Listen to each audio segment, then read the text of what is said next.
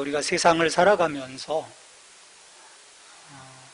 기대하는 것이 하나도 없다, 기대하는 일이 하나도 없다면 실은 사는 게 아닐 것 같아요.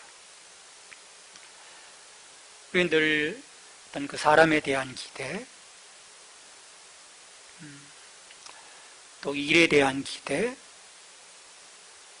또 소유에 대한 기대, 성공에 대한 기대, 소박한 기대로부터 큰 기대까지 다양한 기대를 갖고 살아갑니다. 인간에게는 참 이 소망이 참 중요한 것 같아요. 그러니까 어떤 일이 이루어지기를 바라고 기다리는 이 기대 심리, 이것은 우리 생활 곳곳에 자리 잡고 있습니다. 근데 이 기대가 이루어지면 날아갈 듯 정말 세상을 다 품은 것 같죠. 근데 그렇지 못할 때가 실은 많습니다. 기대했는데, 정말 크게 기대했는데 기대에 미치지 못하는 거죠. 기대가 크면 실망도 크다라는 말이 있어요. 너무 기대했다가 그게 이루어지지 않으면서 낙심하게 되는 거죠. 이제 그게 반복되다 보면 이제 더는 기대하기를 주저하게 돼요. 삶의 힘을 실은 잃어버리게 되는 거죠. 그냥 사는 거예요. 이런 기대 심리는 우리 종교 생활에도, 우리의 신앙 생활에도 실은 영향을 미칩니다. 사람들은 종교에 기이하면서 실은 기대하는 것들이 있어요. 영적인 그 영역들도 있겠지만 실은 더 커 보이는 부분이 내가 복을 받을 수 있을까예요. 물질적인 축복인 거죠. 영적인 축복보다는. 우리나라에서도 이런 그 사람들의 종교를 향한 기대 심리를 충족시킨 것이 소위 삼박자 축복입니다. 그 근거를 어디서 가져오냐면, 내 영혼이 잘된과 같이, 요한 3서 1장 2절에서 말씀이 그렇게 하거든요. 내 영혼이 잘된 같이 내가 범사가 잘되고 강건하기를 강구한다. 그러니까 우리의 영과 혼이 잘된 것도 중요하지만 또 이 땅에서의 모든 범사, 그래서 삼박자 축복인 거예요. 근데 이게 대박을 터뜨립니다. 정말 성공적이에요. 정말 많은 사람들이 이것 때문에, 이걸 주창한 교회로 사람들이 몰려왔죠. 엄청난 사람들이 몰려왔어요. 이 잘되기를 원하는 마음은 동서고금을 막론하고 보편적인 인간의 기대 심리인 것 같습니다. 이로 인해 쉽게 종교를 받아들이기도 하지만 또 쉽게 그 기대에 미치지 못하면 배교하게 되는 거죠.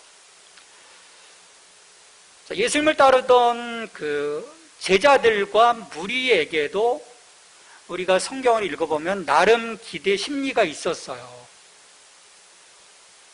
예수님의 기대와 제자들의 기대, 무리들의 기대에 엄청난 격차가 있는 걸 볼 수 있거든요. 그랬던 것처럼 처음 교회가 세워지고 확장되는 시기에도 이 복음의 본질에 대해서 바라보고, 맞아, 하나님의 나라에 대한 것들을 바라보고 여기에 기이한 이들도 있었지만 대부분 다른 기대 심리를 가지고 있었을 거라고 봐요. 예수님 때, 그 위대한 스승이신 예수님 때도 그랬는데 초대교회 안에 이런 일들이 일어나고 있었다고 볼 수 있죠. 바울도 3차례에 걸쳐서 이제 전도 여행을 합니다. 곳곳에서 어떤 성령의 권능으로 이제 이적들이 나타나죠.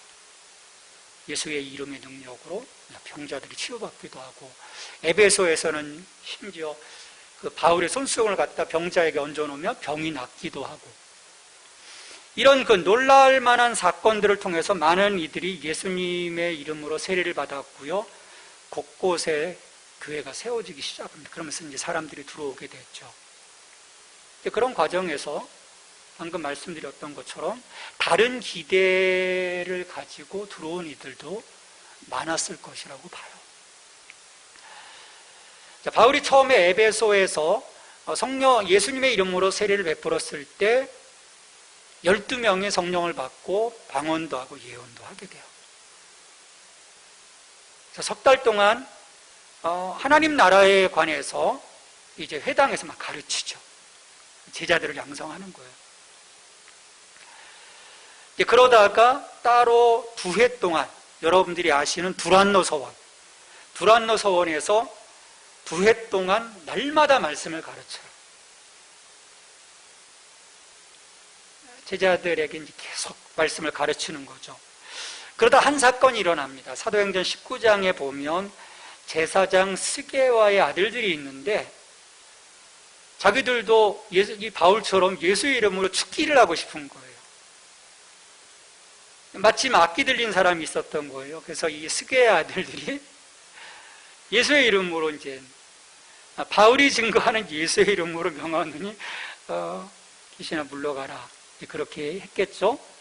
그러니까 귀신이 뭐라고 하냐면요, 우리 19장 8절에 보면 내가 예수도 알고 바울도 알거니와 너희는 누구냐?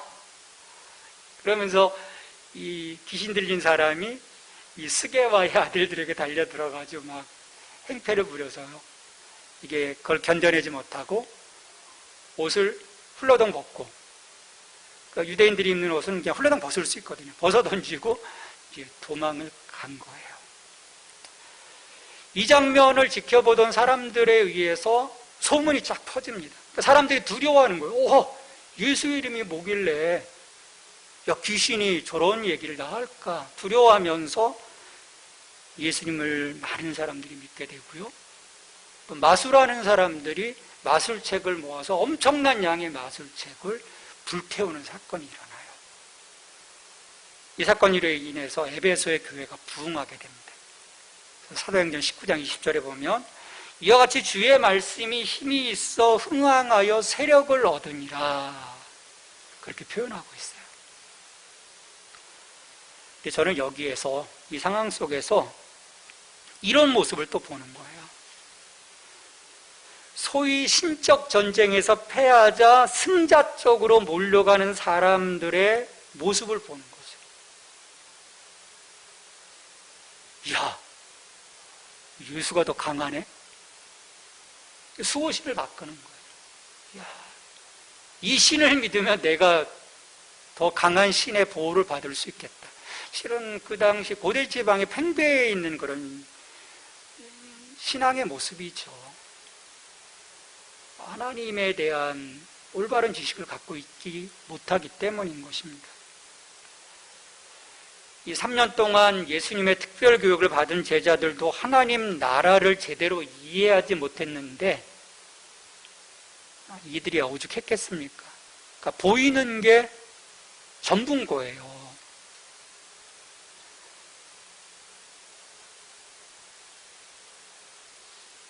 그런데 시간이 지납니다. 시간이 지나면서 이들에게 어려움이 닥쳐요. 에베소 교회 교인들에게. 물론 그 과정 속에서 처음에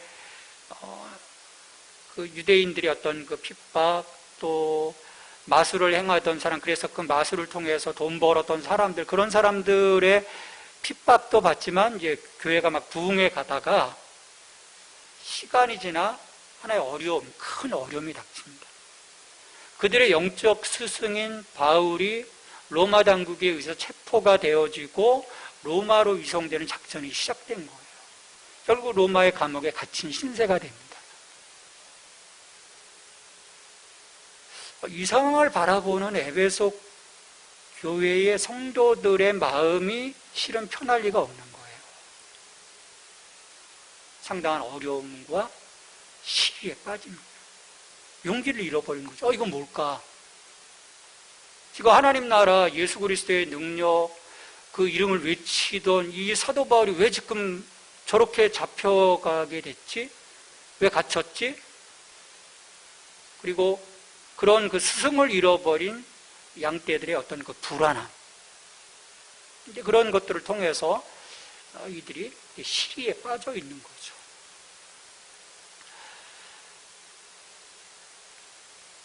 그러니까 자신들이 기대했던 것과는 다른 방향으로 지금 이 상황들이 펼쳐지고 있다고 이들은 보는 거죠. 그 뒤에서 움직이시는 하나님에 대한 그림을 보지를 못하는 거예요. 근데 이런 그 에베소 교회 교인들이 오늘 우리들의 모습이 아닌가 저는 생각을 해봅니다. 우리가 분명한 하나님의 구원 역사의 그림을 가지고 있지 못하다면, 하나님이 이것을 통해서 이루어가고자 하시는 최종 목적이 무엇인지에 대한 믿음을 갖고 있지 못하면 우리는 보여지는 그 어려움과 그 상황 속에 묻혀버립니다. 그 무게를 이겨내지 못하는 거죠. 그러니 낙심하고 걱정하게 됩니다. 예수 믿는다고 하면서도. 바울은 이런 이들을 향해서 낙심하지 말라고 전하는 거예요. 너희들 이거 낙심하지 마라. 이거 낙심할 것이 아니야. 에베소 3장 13절에서 그렇게 표현을 하고 있죠. 그러므로 너희에게 구하노니 너희를 위한 나의 여러 환난에 대하여 낙심하지 말라. 이는 너희의 영광입니다. 지금 내가 갇혀있는 거 이게 전부가 아니야. 이 상황 속에서도 하나님이 일하시고 있고 또 그려가실 어마어마한 영광이 있어. 너희들 그것을 좀 바라보자. 그 작은 것 때문에 함몰되지 말고 믿음의 눈으로 지금의 상황들을 너희들이 살펴봤으면 좋겠다라고 하는 표현인 거죠. 그래서 이 낙심한 이 교인들의 기대가 무너지지 않도록 바울은 이제 에베소 교인들을 다독이고 위로하는 거예요. 이럴 때 위로가 필요하죠. 낙심한 자들에게는 위로가 필요한 거예요. 우리 이사야 40장 1절에서도 하나님은 늘 위로에 대해서 말씀을 하세요. 너희 하나님이 이러시되 너희는 위로하라. 내 백성을 위로하라. 오늘 이 떨린 마음을 다독거려야 할 상황이 닥칠 때가 있어요. 낙심할 때가 있습니다. 기대가 무너질 때가 있어요. 그런 우리의 그 신앙의 삶에서 하나님의 위로가 필요합니다. 목자의 위로가 필요하고 우리 지체들 간의 위로가 필요해요. 왠지 아십니까? 이 길은 혼자 가는 길이 아니에요. 우리 신앙의 길은요, 1인 경쟁, 1인이 그냥 달려가는 무수한 그 고독의 길이 아닌 거예요. 같이 가는 거예요. 함께 격려하고. 마지막 우리 히브리서 12장에서 말씀하고 있었던 것처럼 그 예수 그리스도를 바라보며 그분의 그 영광을 바라보며 가는 먼 길인 거죠. 이거 혼자 가면 얼마나 힘들고 지칩니까? 여러분, 존 버년의 철로 역정을 읽어보셔서 아시겠지만 이 책 내용이 이제 1부와 2부로 나뉘어져요. 1부에서는 크리스천이 혼자 가는 구원의 여정입니다. 그래서 혼자 막 여러 가지 그 시험과 유혹을 이기면서 결국은 그 강을 건너게 되거든요. 구원의 길을 이르게 되죠. 근데 2부를 보시면 이제 크리스천이 떠나간 이후에 이 크리스천의 아내 크리스티아나가 이제 회개하고 아이들과 함께 이 구원의 여정을 떠나게 돼요. 근데 그렇게 크리스티아나와 그 아이들이 갈 때 또 다른 순례자들과 함께 갑니다. 함께 가면서 격려하고 위로하고 서로 북돋아주면서 가는 거예요. 그러니까 교회 공동체가 걸어가고 있는 그 모습을 보여주는 거죠. 여러분, 우리의 이 신앙의 여정은요, 혼자 가는 것이 아니에요. 그럼 너무 외로워요. 마귀에게 당하기 십상인 거죠. 서로 위로하고, 서로 격려하고, 서로 돌아보면서. 저는 이것이 교회 공동체의 모습이라고 생각해요. 서로 대립하고 싸우는 것은요, 몸이 아닙니다. 우리 주변에 그런 모습들은 이미 그건 몸이 아닌 것을 선포한 거예요. 그리스도의 몸이 아니고, 그리스도의 몸인데 어떻게 대립하고 싸우겠습니까? 우리가 진정 그리스도의 몸으로서 이 길을 함께 간다면 위로하는 거죠. 근데 이렇게 위로할 때 어떤 결과가 있겠습니까? 우리 고린도후서 1장 6절 하반절 말씀입니다. 이 말씀 같이 읽겠습니다. 우리가 위로를 받는 것도 너희가 위로를 받게 하려는 것이니 이 위로가 너희 속에 역사하여 우리가 받는 것 같은 고난을 너희도 견디게 하느니라. 지금 처한 고난을 이겨낼 수 있게 하는 이 위로가, 나의 한마디 이 위로가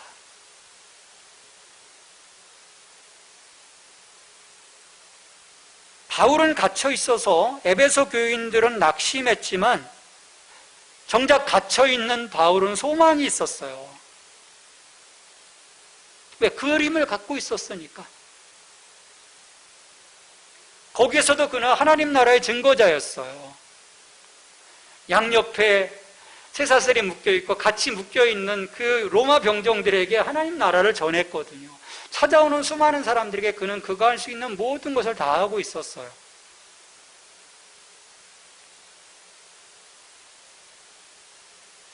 사람들은 그것이 끝이라고 생각했지만 바울에게는 그게 끝이 아니었거든요. 그런 소망이 있는 자가 결국은 낙심한 자들을 위로하는 거죠. 왜? 그 소망의 그림이 있으니까. 우리는 서로 위로하며 이 막혀있는 상황들을 넘어설 수 있어야 되는 거예요. 그래서 바울은요, 자신이 갖고 있는 이 소망의 그림을 다시금 이 에베소의 교인들, 낙심해 있는 에베소의 교인들에게 이 소망의 그림을 펼쳐가는 거예요. 야, 우리는 이런 기대가 있어. 너희들이 지금까지 기대했던 그 기대가 아니야. 그래서 그 기대에 대한 그림을 지금 펼쳐주고 있는 것이 이 에베소서입니다. 그래서 1장에서 3장까지 하나님의 구원의 경륜과 그리스도 안에서 우리가 누리는 하늘의 그 신령한 복이 무엇인지를 써내려가는 거야. 너희들 다른 축복을 기대했냐? 아니야. 하나님이 우리에게 주시는 축복은 하늘로부터 내려오는 신령한 복이야. 그들이 갖는 기대가 세상의 사람들의 기대와는 다른 기대여야 함을 지금 확인하는 거예요. 이것은 절대 무너지지 않을 기대인 것입니다. 하나님은 변함없는 분이시거든요. 근데 사람들은요, 대개 무너질 것에 대해서 기대를 하고 있어요. 그러니 잠깐 성취됐다가도 그게 무너지니까 어떻게 돼요? 낙심하고 힘들어하는 거죠. 우리는 이 땅의 복이 아닌 하나님 나라의 신령한 복에 대한 기대 가운데 살아가야 합니다. 그래야 흔들림이 없는 거죠. 이어서 4장 6장에서는 구원받은 하나님의 자녀로서의 삶에 대해서 말씀하면서 지금 진행되고 있는 이 영적 전쟁을 위해서 너희들은 하나님의 전신갑주로 무장해야 돼 라고 얘기하는 거예요. 우리가 낙심할 때가 아니야. 지금 우리의 싸움은 혈과 육에 대한 것이 아니야. 우리 인간적인 마음 때문에 낙심하지 말자. 하나님의 전신갑주를 입고 마귀와 싸워 대적하여 이기자. 지금 약해져서는 안 된다고 외치고 있는 거죠.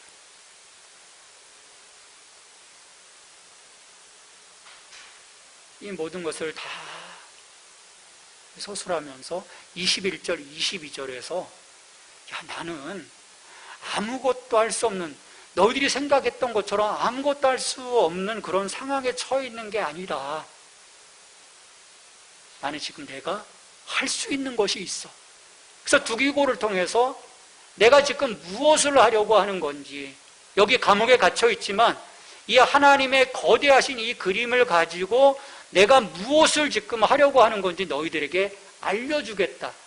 두기고를 통해서 그 상황들을 알려주는 거예요. 걱정하지 마라. 지금 너희들이 생각하는 것처럼 그런 심각한 상황이 아니야. 그 속에서 하나님이 일하고 계시고 하나님의 복음이 흘러 넘치고 있어. 그걸 증거하는 거예요. 여러분, 이게 위로입니다. 괜찮아. 이 어려운 거 지나면 이겨낼 수 있을 거야. 우리 조금만 참자. 그게 위로가 아니라는 거예요.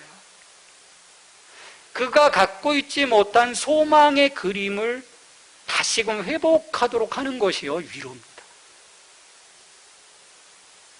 눈물 찔끔 흘리던 것 참아내도록 하는 것이 위로가 아닌 거예요.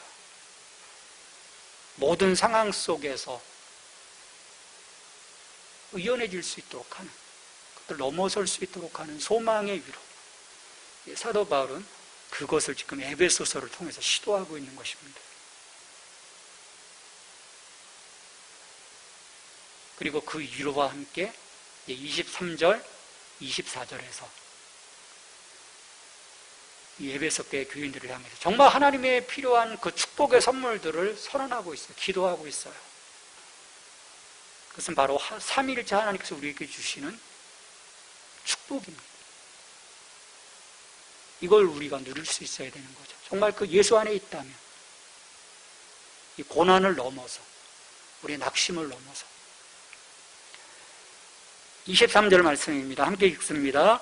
아버지 하나님과 주 예수 그리스도께로부터 평안과 믿음을 겸한 사랑이 형제들에게 있을지어다. 자, 23절의 말씀에 보면 아버지와 아들로부터 오는 평안과 믿음을 겸한 사랑, 이것이 형제들에게 있기를 바울은 기도합니다.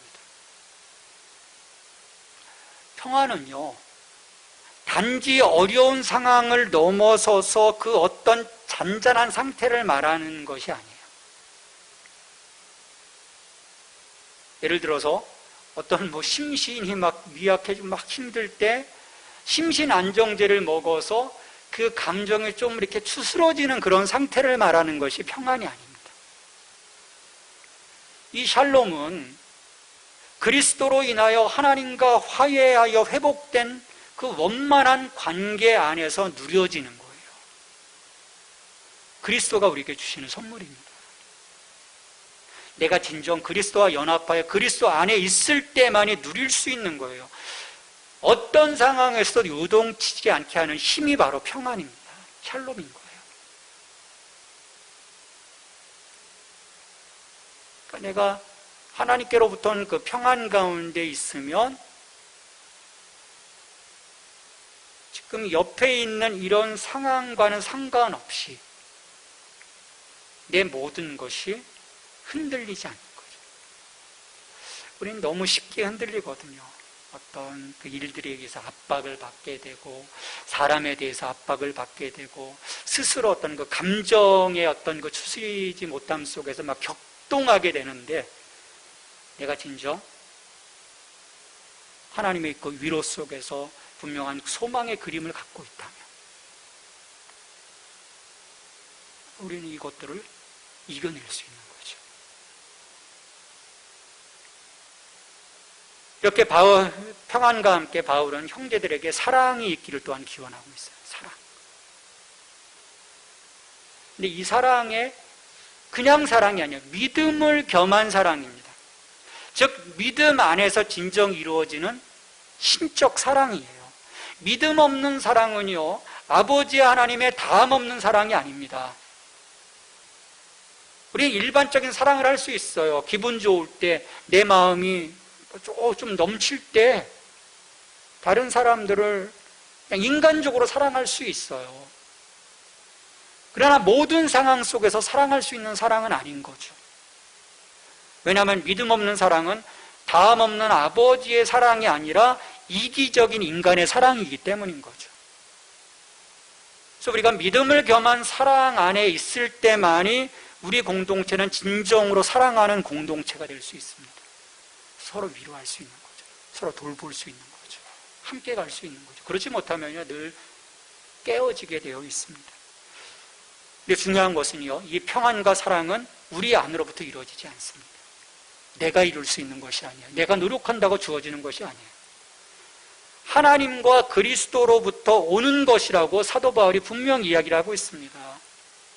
그러니까 우리가 진정 아버지 하나님의 구원의 경륜을 온전히 믿기 시작할 때, 그리스도에 대한 그 믿음을 분명히 내가 표현하고 그분을 주님으로 영접하였을 때, 구원의 소망과 열정에 대해서, 그로 인해서 구원의 소망과 열정을 내가 갖게 되어질 때, 하늘로부터 내게 주어지는 선물입니다.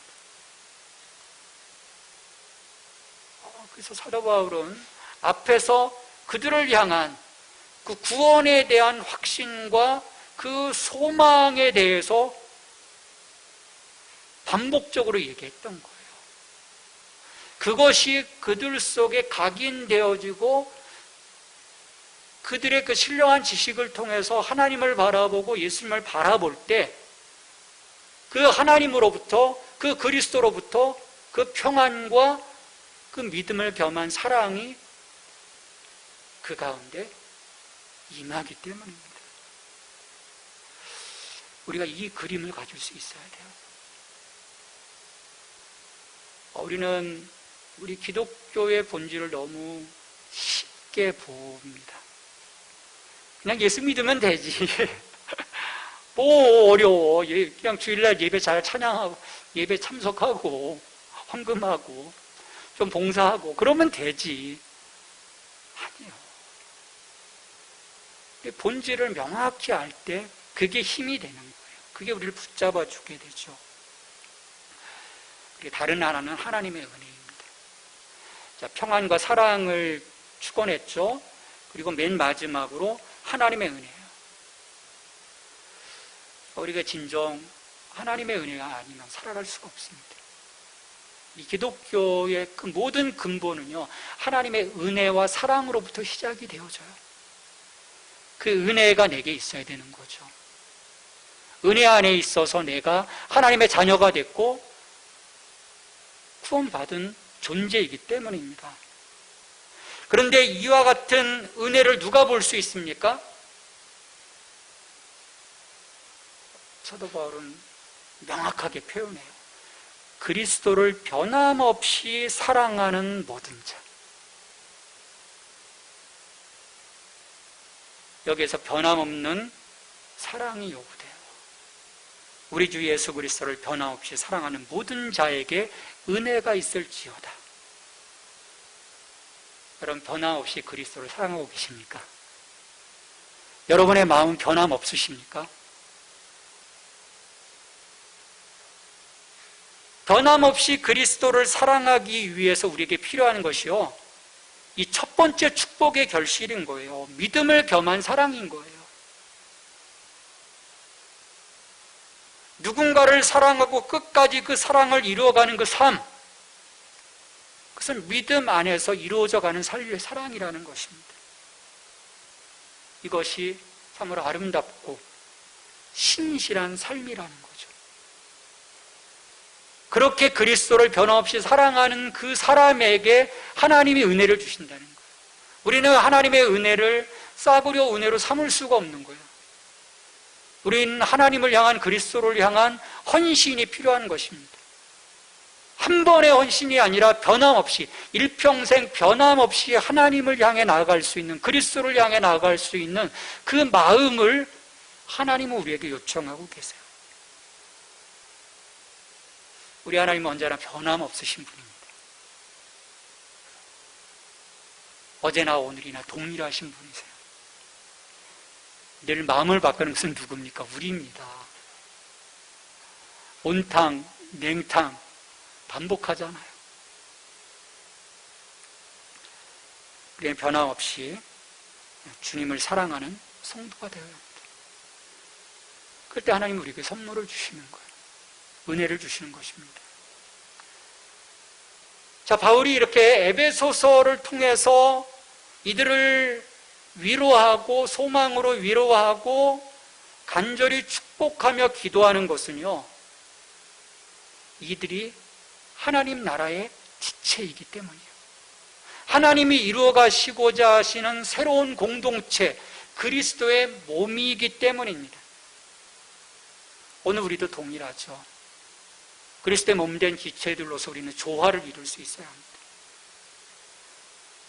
하나님과 우리가 서로 평화롭게 그 사랑 안에서 그분의 은혜로만 하나님의 꿈을 이루어갈 수 있음을 믿고 우리가 서로를 바라보며 격려하며 이 소망의 그림을 가지고 서로 위로하며 나갈 수 있어야 하는 거예요.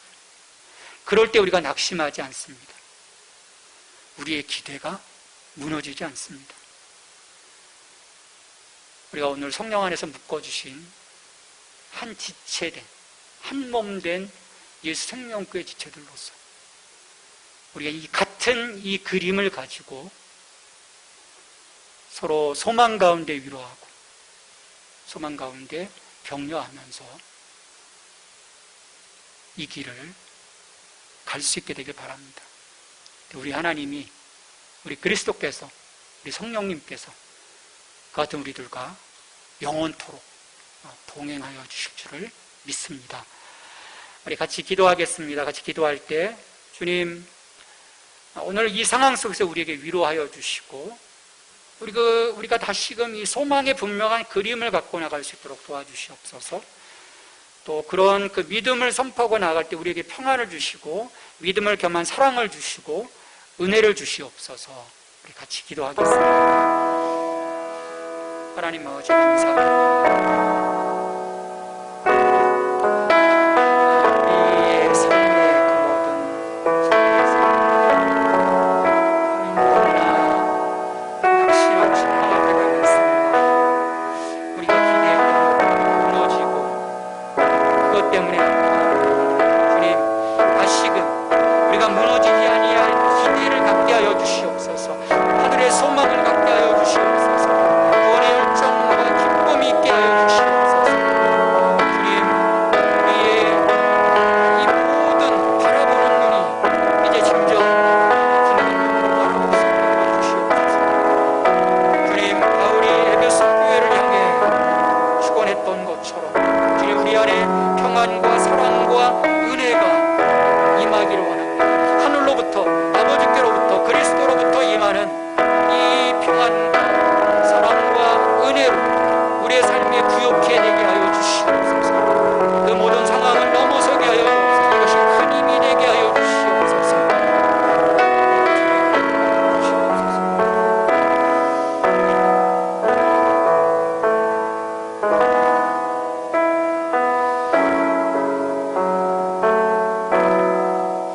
우리의 작은 기대가 무너질 때 우리는 낙심하고 좌절하고 실망하여 주저앉을 때가 많습니다. 주님, 우리의 그림을 이제 다시 그려가게 하여 주시옵소서. 무너질 것에 대한 기대가 아니라 영원한 하나님의 나라에 대한 기대를 갖게 하여 주시고 하나님이 이루어가고자 하시는 구원의 큰 그림을 바라보면서 이제 구원의 열정과 그 구원의 기쁨을 가지고 이 길을 서로 위로하며 격려하며 함께 가게 하여 주시옵소서.